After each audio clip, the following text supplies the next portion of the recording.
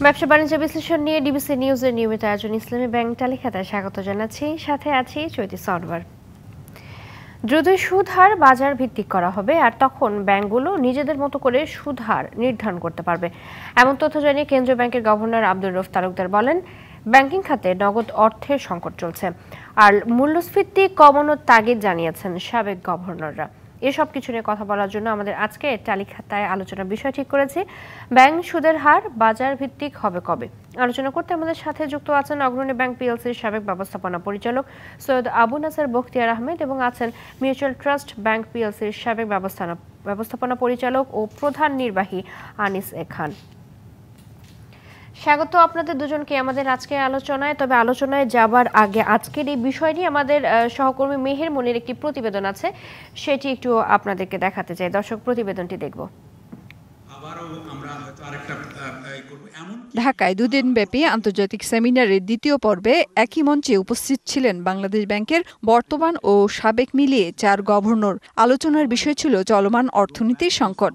We all need to be reassured that we are on the right track. সাবেক গভর্নরেরা জানান, দীর্ঘদিন ধরে চলা উচ্চ মূল্যস্ফীতির কারণে সাধারণ মানুষ থেকে বিনিয়োগকারী সবারই আত্মবিশ্বাস কমছে।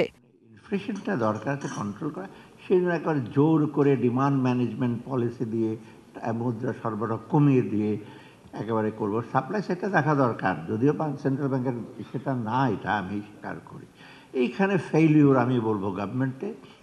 Inflation is also not good for business, not good for investor confidence, not good for macroeconomic stability.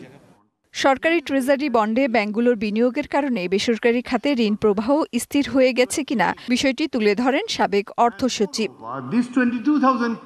এই 20,000 কোটি টাকার বন্ড 5 দিয়ে গুণ করলে 1 লাখ কোটি টাকা, যা ইতিমধ্যে তৈরি হয়েছে বাজারে, যদিও মুদ্রানীতি সংকোচনশীল। আই ডোন্ট থিঙ্ক যে এই বন্ড ইস্যু করার সাথে সাথে মানি ক্রিয়েশন হয়ে গেছে 5 টাইমস। আমার মনে এই ধরনের যে আশঙ্কা, এটা ঠিক না। রেমিটেন্স ও রপ্তানি সহ অন্যান্য সূচক ভালো অবস্থায় থাকায় চলতি হিসাবের ভারসাম্য ইতিবাচক থাকলেও আর্থিক হিসাবের ঘাটতি নেতিবাচক থাকছে, কারণ সরকারকে অনেক বেশি সুদ পরিশোধ করতে হচ্ছে। Since we have a high cost borrowing from the domestic side, our interest payment account is increasing every year. So that is the main reason. Meher Moni, DBC news, Dhaka. আমরা প্রতিবেদনটি এতক্ষণ দেখছিলাম, এবারে একটু যেতে চাচ্ছি সৈয়দ আবু নাসের বখতিয়ার আহমেদ, আপনাকে দিয়ে আলোচনা শুরু করতে চাচ্ছি। নিশ্চয়ই প্রতিবেদনটি দেখছিলেন, সেক্ষেত্রে গভর্নরের আশ্বাসে কতটা আশাবাদী হওয়া যায়? আপনি কতটা আশাবাদী হচ্ছেন?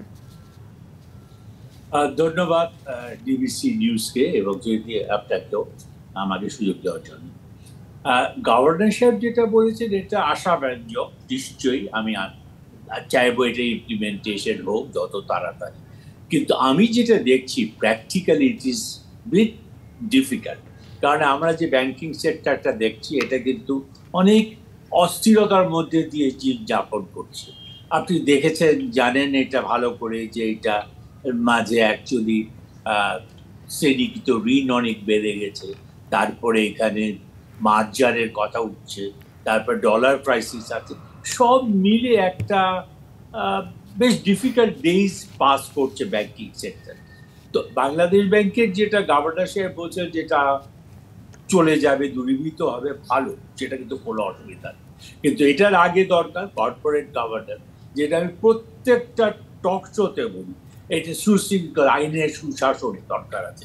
এখানে যদি পলিটিসাইজেশন হয় তাহলে ডিফিকাল্ট, তাহলে সব কিছু ইমপ্লিমেন্ট করা, নিয়ম নীতি মতন মেনে চলার খুব ডিফিকাল্ট। সুতরাং সেখানে এই শ্রেণীকৃত ঋণ কিভাবে কমবে, আমরা মুদ্রাস্ফীতির কথা বলছি যে সেটা বেড়ে যাচ্ছে, এটা সত্যি কথা, কিন্তু ওইদিকে গ্রোথ রেট এটা কিন্তু কমে যাচ্ছে। একসময় গ্রোথ রেট বলা হচ্ছে যে 6%, 7%, কিন্তু আমার মনে হয় এখন গ্রোথ রেট ইজ অ্যারাউন্ড 5%, মুদ্রাস্ফীতি সেই জায়গায় অ্যারাউন্ড 10%। এক্সাক্ট ফিগারটা আমার কাছে নাই, হয়তো আনিস আমার পরবর্তী বক্তা যে বলবে তার কাছে থাকতে পারে স্ট্যাটিস্টিক্যাল রেকর্ডগুলি। তো আমি যেটা বলবো, এটা খুবই ইম্পর্টেন্ট যে আমাদের ইমপ্লিমেন্টেশন পলিসিগুলি করার পর ইমপ্লিমেন্টেশন স্টেজে সেগুলিকে কি হচ্ছে না হচ্ছে সেটা যদি ঠিক মতন হয়, অ্যাজ পার কর্পোরেট গভর্নেন্স যদি ঠিক থাকে তাহলে ভালো হবে। আরেকটা জিনিস খুব ইম্পর্টেন্ট, আমরা দেখেছি যারা দোষ করছে, যারা পারছে না, তাদের যে পানিশমেন্ট অ্যান্ড রিওয়ার্ড সিস্টেমটা এখানে ইজ নট প্রপার। পানিশমেন্ট হচ্ছে কাদের? নিচের লেভেলের লোকদের, ব্রাঞ্চ লেভেলের লোকদের। কিন্তু এটার জন্য কিন্তু দরকার top level management, board of directors তাদের। আমরা এখানে বোর্ড অফ ডিরেক্টরস, আমি বাংলাদেশেই দেখছি যেখানে board of directors loan approval প্রসেসটা কমপ্লিটলি রেসপন্সিবল, তারা রেসপন্সিবিলিটি নিয়েছে। কিন্তু বাইরে কিন্তু এটা হয় না। বাইরের যে কোনো আনিসও কাজ করেছে বিদেশি ব্যাংকে, এজেড বলেন, HSBC বলেন, সিটি ব্যাংক এনে বলেন, তারা সেখানে পলিসি দিয়ে দেয় আমার কোন সেক্টরে কতটা লেন্ডিং হবে, কোন সেক্টরে কি ইন্টারেস্ট রেট হবে, কোন জায়গায় কে এলিজিবিলিটি কি থাকবে, টেনিওর কি থাকবে, এগুলি ব্যাপারে পলিসি ডিকটেট করে বোর্ড। কিন্তু সেটা ইমপ্লিমেন্টেশনের স্ট্যাটাস পর্যায়ে থাকে ম্যানেজমেন্টের কাছে। কিন্তু এখানে just opposite, management is responsible for যেটা বোর্ড অ্যাপ্রুভাল করে দিচ্ছে সেখানে কিন্তু প্রপার অ্যাসেসমেন্ট করতে সুযোগ পায় না, KYC করে না, যার জন্য ফিকটিশিয়াস লোনগুলি ক্রিয়েট হয়ে যাচ্ছে। এইগুলি নিয়ে অনেক প্রবলেমগুলিকে আগে দেখতে হবে, প্রবলেম কেন হচ্ছে সেগুলি দেখতে হবে, তারপরে উত্তরণের বিষয়গুলি চিন্তা করতে হবে। ডলার ক্রাইসিসও দেখা গেছে এগুলি অনেক রিপ্যাট্রিয়েশন ঠিক মতন হচ্ছে না। ডলারে দেখা গেছে সেখানে রিপ্যাট্রিয়েশন না হওয়ার জন্য বাইরে পড়ে আছে প্রসিসগুলি, সেটাও কিন্তু একটা টাইম মতো না আসলে হেভি পানিশমেন্ট ইম্পোজ করা দরকার।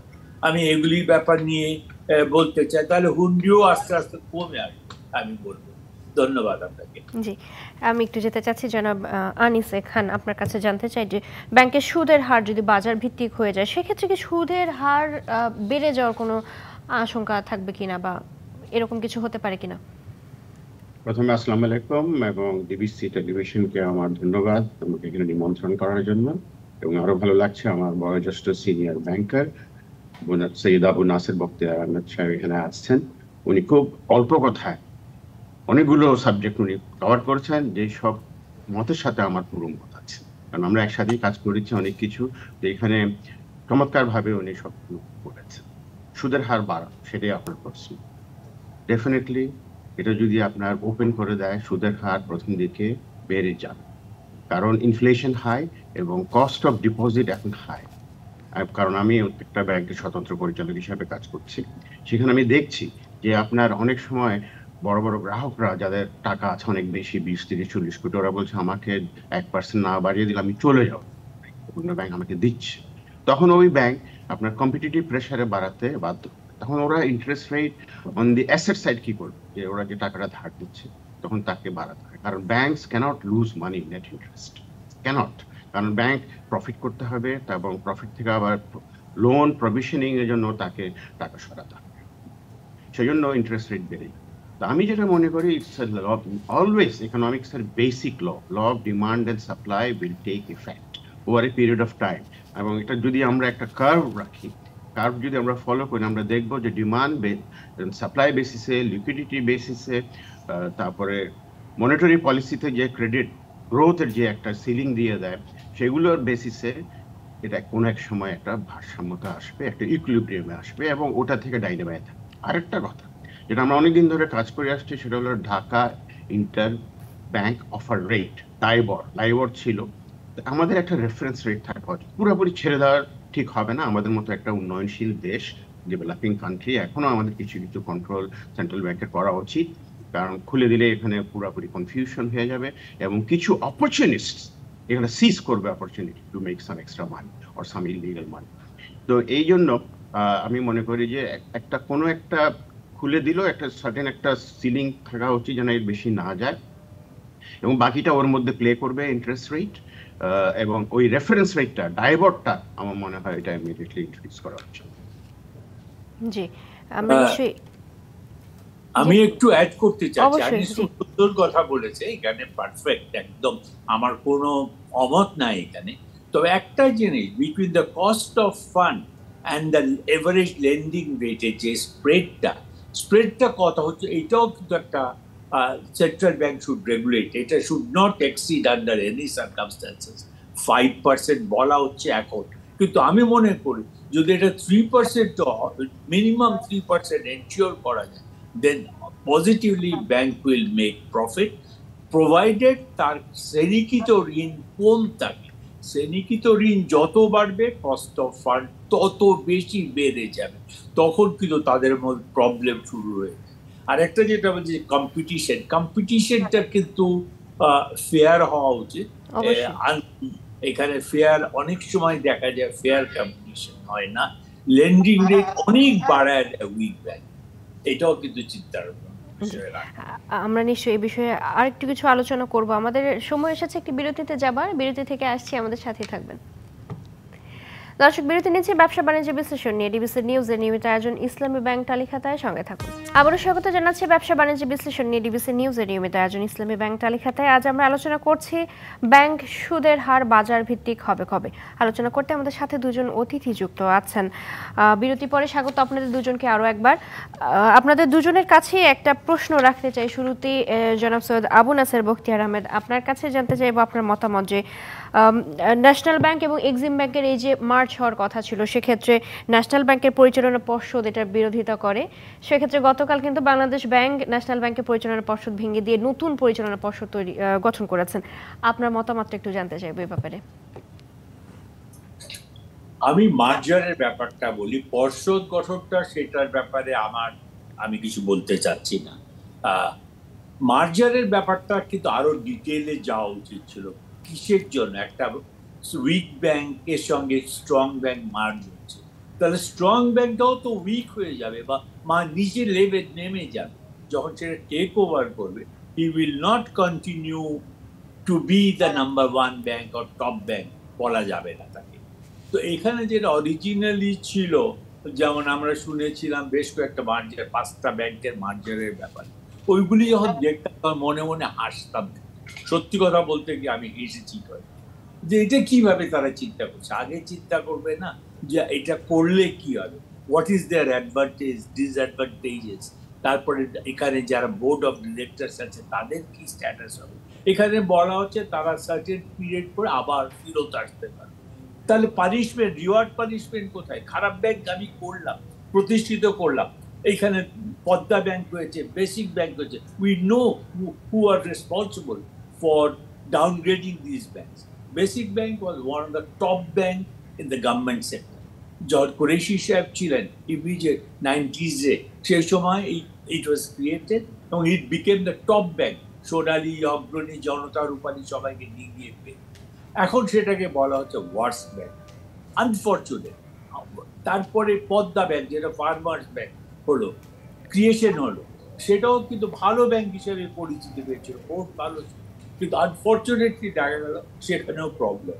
তো এই প্রবলেম ব্যাংকগুলি যখন একটা ভালো ব্যাংক, বলা হচ্ছে এক্সিম ব্যাংক ভালো আছে, আমি জানি না এক্সিম ব্যাংকে কত নম্বর স্ট্যাটাস, বলা হচ্ছে এই গ্রিন জোনে আছে, তারা এটা টেক ওভার করতেছে একটা। তো এই যে জিনিসগুলো, এটা তার তো তখন প্রবলেম শুরু হয়ে যায়। সুতরাং এইটা চিন্তা করতে হবে আগে যে, এবং সেখানে কিভাবে কি প্রসেস হবে বিফোর ডিক্লারেশন যে এগুলি ব্যাংকগুলো মার্জ করে দেওয়া, এটা বলার আগে এগুলি চিন্তা করতে হবে। আর যেটা most important, board of director selection, সেটা বাংলাদেশ ব্যাংক বা অর্থ মন্ত্রণালয় এগুলি চিন্তা ভাবনা করে নিশ্চয়ই করবে যে যারা এফিশিয়েন্ট, যারা মানে উইদাউট এনি ব্ল্যাক স্পট, তারা এখানে আসবে, সেটা বেটার, এটা ভালো, এটা আমি মনে করি ভালো, কিন্তু সেটার ব্যাপারে আমার কোনো কথা। তাহলে আমি একটু জনাব আনিসে খান, আপনার কাছে একই প্রশ্ন রাখতে চাচ্ছি, আপনার ভাবনাটা একটু জানতে চাই এই বিষয়ে। আমি প্রথমে বলবো, ফর দ্য রেকর্ড, যখন standard chartered bank ANZ Grindlays bank কিনে নেয় বাংলাদেশে, তখন মিস্টার মোহাম্মদ রুমি আলী, যিনি কান্ট্রি চিফ এক্সিকিউটিভ অফিসার ছিলেন, ওনার নেতৃত্বে আমাকে দায়িত্ব দেওয়া হয়েছিল মার্জার প্রসেসটা লিড করার জন্য। তো তখন আমার অনেকগুলো অভিজ্ঞতা হয়েছে। তখন কোনো ধরনের আইন কানুন ছিল না এবং অনেক দরজায় আমরা ধর্ণা দিয়েছি, Bangladesh bank, attorney general, lawyers etcetera, অনেক কিছু আমরা কষ্ট করার পর, অনেক কিছু স্পেশাল ডিসপেন্সেশন বাংলাদেশ ব্যাংক থেকে দেওয়ার পর এই মার্জার প্রসেসটা সাকসেসফুলি হয়। তো যখন একটু আগে নাসির ভাই বললেন যে উনি যখন প্রথম শুনলেন উনি শুনে হাসলেন। তো actually merger process is a very long process, a difficult process and step by step process. প্রথমে একটা বোর্ড চিন্তা করবে খুব confidentially, it's a price sensitive information public limited কোম্পানির জন্য, প্রায় ব্যাংক সবগুলো বাংলাদেশে পাবলিক লিমিটেড, তারা কনফিডেন্সিয়ালি করবে যে আচ্ছা ওই ব্যাংকটার আমরা অধিগ্রহণ করতে পারি এবং এটার একটা হেলথ স্ট্যাটাস নেওয়া উচিত, এবং দে উইল, তারা অ্যাপয়েন্ট করবে ভ্যালুয়ার্স, অ্যাকাউন্টেন্টস এবং লয়ার্স। তারা এগুলো সব দেখে যখন দেখবে যে না এটা নেওয়া যায়, তখন বোর্ড একটা ডিসিশন হবে যে আমরা এটা কিনতে চাই, এবং ওই ব্যাংকের কাছে একটা অফার যাবে।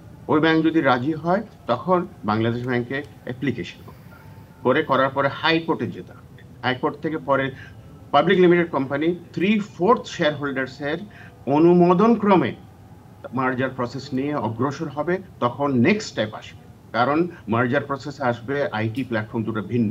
আমার উপর দায়িত্ব বর্তিয়েছিল যে যেটা এনজেড ব্যাংকের কম্পিউটার সিস্টেম ছিল অনেক অ্যাডভান্স ছিল, তখন ওই মুহূর্তে স্ট্যান্ডার্ড চার্টার্ড ব্যাংকের বাংলাদেশে সিস্টেমটা ডাউনওয়ার্ড ছিল, পরবর্তীতে ওটা হাই ছিল। তো এই দুটো সিস্টেমকেও একসাথে করা, তারপরে রয়েছে ক্যাপিটাল, অ্যাসেটস এন্ড লায়াবিলিটিস, রয়েছে tax, it's a very difficult process. তো অনেক চিন্তা ভাবনা করে এবং অনেক রকমের লয়ার্স, অ্যাকাউন্টেন্টস, ভ্যালুয়ার্স অ্যাপয়েন্টমেন্ট করে, কনসালটেন্ট অ্যাপয়েন্টমেন্ট করে এটা প্রসেসে যাওয়া উচিত, তার আগে নয়, আদারওয়াইজ ইট উইল ফেল। অবশ্যই।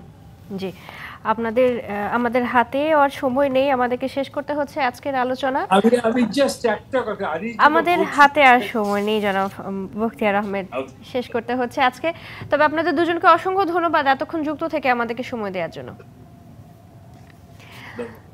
দর্শক, ব্যবসা বাণিজ্য বিশ্লেষণ নিয়ে ডিবিসি নিউজের নিয়মিত আয়োজন ইসলামী ব্যাংক টালিখাতা আজ এ পর্যন্তই। সঙ্গে থাকুন।